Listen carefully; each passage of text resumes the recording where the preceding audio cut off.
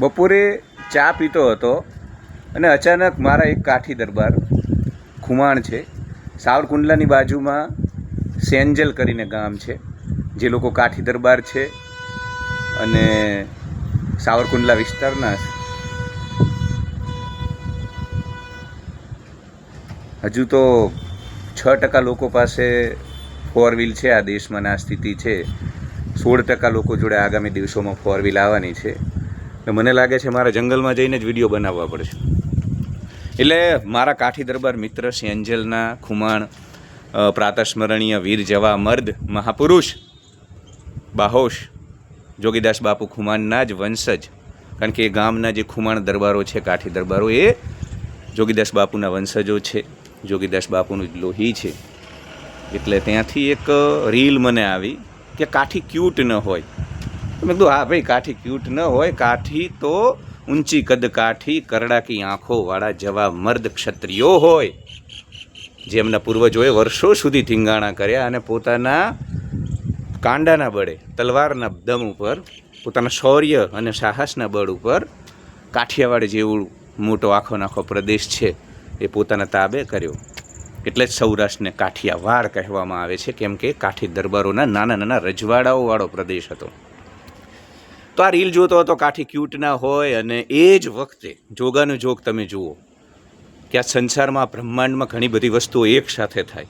તો આ જ સમયે મને યુટ્યુબમાં પણ એક વિડીયો દેખાયો, જેમાં રાજુ કરપડા વિરુંગામ આવ્યા, અમારા વિરુંગામ, અને ત્યાં એમને હાર્દિક પટેલને પડકાર ફેંક્યો કે હાર્દિકભાઈ, વિરુંગામમાં ગટર અને પાણી ના મુદ્દે, પીવાના પાણીમાં પણ જે ગંદુ પાણી મિશ્રિત થાય છે, આ તમામ મામલે તમે કહો છો કે હું લોકો સાથે છું, લોકો સાથે મારી અનુકંપા છે, લોકોના પ્રશ્ને હું ખૂબ જ સંવેદનશીલ છું, જરૂર પડે મારી સરકાર સામે બાયો ચડાવીશ, જરૂર પડે હું મારી સરકાર સામે આંદોલન કરીશ.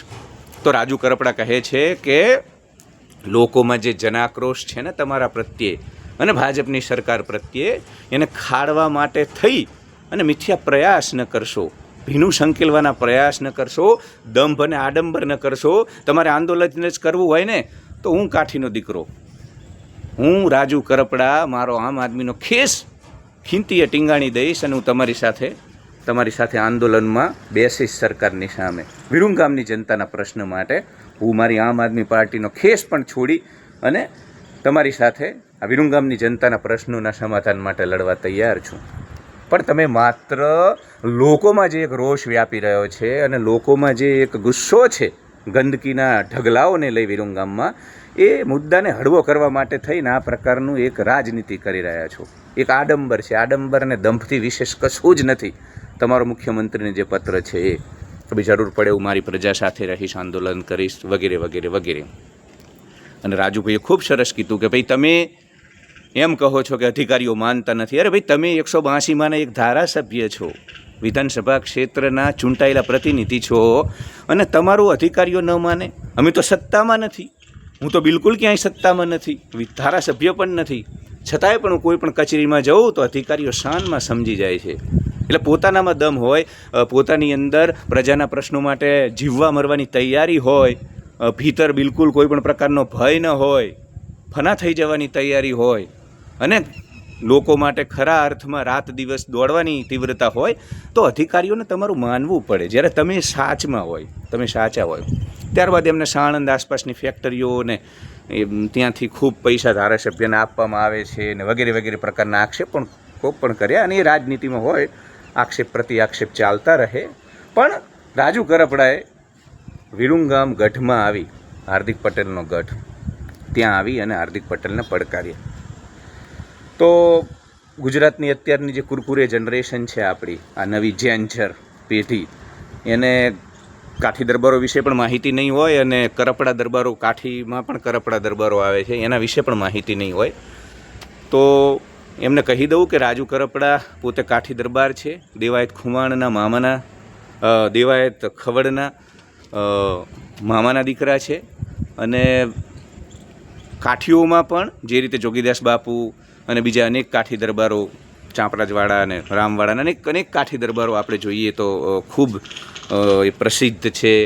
અને એમના ઉદાહરણો આજે પણ લોક સાહિત્યકાર દ્વારા આપણને ડાયરામાં દેવામાં આવે છે. એમના શૌર્ય સાહસ અપ્રતિમ છે, એનો જોટો આખા જગતમાં જડે એવો નથી.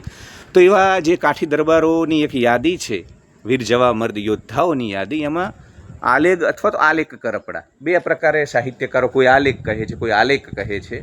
પણ એ બધા કરતાં પણ વધુ મહત્ત્વનું છે કે આ આલેખ કરપડા જે છે એમની બે શૌર્ય ગાથાઓ ઇતિહાસના પાના ઉપર અંકિત છે. વિષયાંતર ન થાય એટલા માટે બહુ ટૂંકમાં જ તમને કહી દઉં કે આલેખ કરપડાની એક શૌર્ય ગાથા, જેમાં એમની ભેંસો લઈ અને દુશ્મન જતા હતા, ત્યારે એ પોતે ગામના મતલબ કિલ્લા પાસે પહોંચ્યા અને દરવાજો ખોલવાનું પોતાના પિતાશ્રીને કહ્યું. ત્યારે પિતાશ્રીએ કહ્યું કે દરવાજા કઈ રીતે ખોલું? આપણી સરલાની ભેંસો, એ સરલાના હતા, સરલા ગામના, આપણી સરલાની ભેંસો આપણી આબરૂ તો લઈ અને દુશ્મનો ચાલ્યા ગયા. ત્યારે આલેખ કરપડાએ ઘોડા ઉપર સવાર થઈ અને દુશ્મનોમાં જે મુખ્ય દુશ્મન હતો, જોકે એક ઉકા કરી અને એક અન્ય કાઠી દરબારને વેશ પહેરાવવામાં આવ્યો હતો મુખ્ય દુશ્મનનો, પરંતુ આલેખ કરપડા પ્રખ્યાત હતા દુશ્મન સુધી કોઠાઓ ભેદીને પહોંચી અને દુશ્મનને નિસ્ત નાબૂદ કરી દેતા, દુશ્મનને ખતમ કરી નાખતા આલેખ કરપડા. તો એમણે ઉકા કરી અને એ જે કાઠી દરબાર હતા અન્ય, એને માટી ભેગો થાજે એમ કરી એક જ ભાલે વીંધી નાખ્યા અને પોતાની ભેંસો લઈ પરત ફર્યા.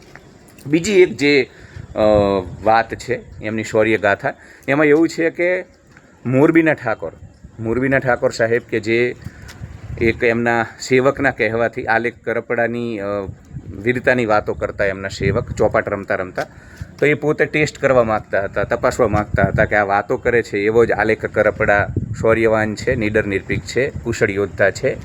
તો એમને સરલા ગામની પાસે આવી અને આલેખ કરપડાના માતાજીની જે પાલખી જતી હતી એને રોકી અને ત્યારબાદ આલેખ કરપડા યુદ્ધભૂમિમાં આવ્યા અને જે ઠાકોર હતા મોરબીના ઠાકોર, એમને પણ અન્ય એક જે એમનો બીજો સૈનિક હતો એને પોતાના કપડાં પહેરાવેલા. તો આલેખ કરપડાએ અનેક ભાલાઓ, અનેક હથિયારો, અનેક તીક્ષ્ણ હથિયારોથી એમની પર ઘા કરવામાં આવ્યા, પરંતુ જે સૈનિકને મોરબીના ઠાકોરનો વેશ પહેરાવવામાં આવ્યો હતો એની પાસે જઈ અને એને વીંધી નાખ્યો અને પોતે 35 ઘા એમના શરીર ઉપર આવે આલેખ કરપડાના. અને ત્યારબાદ એ અન્ય કાઠી દરબારો, કરપડા દરબારો એમને લઈ સરલામાં આવ્યા અને પિતાજી પાસે એમને રજા માગી કે પિતાજી એવા સહ્ય પીડા થાય છે, આ શરીર મારે છોડવું પડશે, જવાનો સમય આવી ગયો છે. તો પિતાજીએ એમને રોક્યા કે ભાઈ મહેમાનો આવે છે, મહેમાનોના કસુંબા થશે, તું બેટા જતો રહીશ તો મહેમાનો જમશે નહીં, કસુંબા નહીં લે, ડાયરો નહીં થાય, અને આપણે ત્યાં જમ્યા વિના મહેમાનો જશે એ તને ગમશે?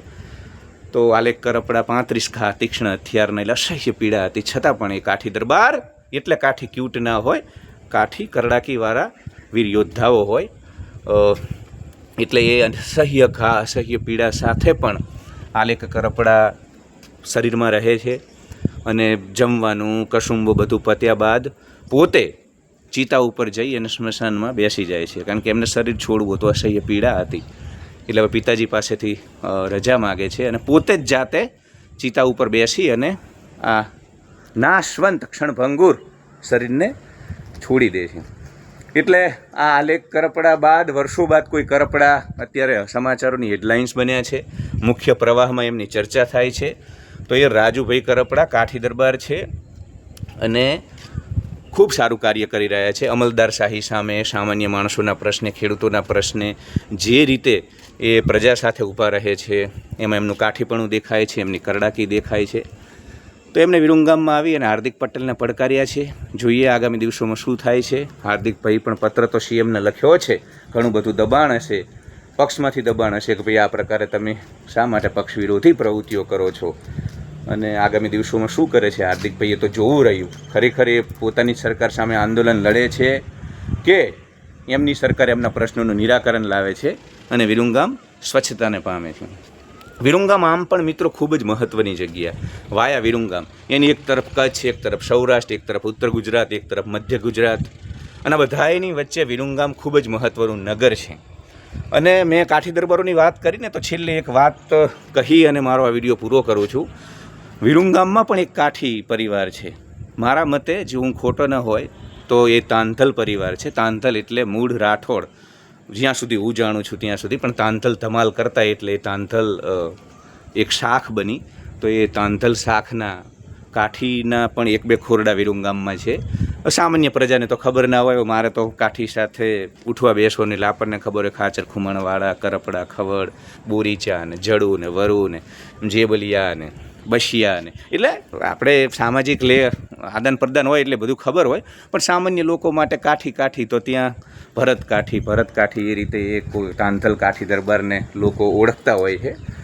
તો બસ કાઠી ક્યુટ નથી એવી રીલ આવી, અને ત્યાંથી રાજુ કરપડાવાળી યુટ્યુબનો વિડીયો આવ્યો, અને ત્યાંથી આ બધો ઘટનાક્રમ આપણે અહીં ચર્ચા કરી. Love you all. Like, share and subscribe. Thank you so much.